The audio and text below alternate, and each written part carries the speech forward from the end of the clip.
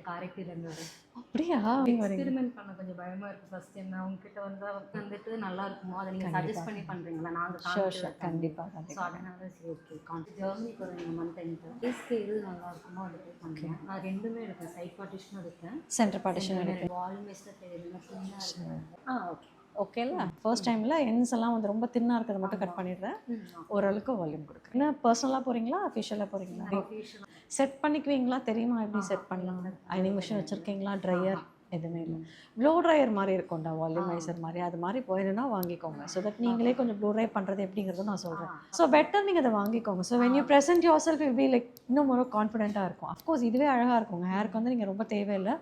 But still since it is abroad கொஞ்சம் present பண்ணலாம். அந்த இது வந்து உங்களுக்கு ஈஸியாக இருக்கும். நீங்கள் இப்படியே நீங்கள் டைரெக்டாக இப்படி பண்ணிக்கலாம். ஓகேயா? பண்ணிவிட்டு இப்படி பண்ணிங்கன்னா ஆட்டோமேட்டிக்காக அந்த வால்யூம் வரும். அந்த சில்கினஸ் வந்து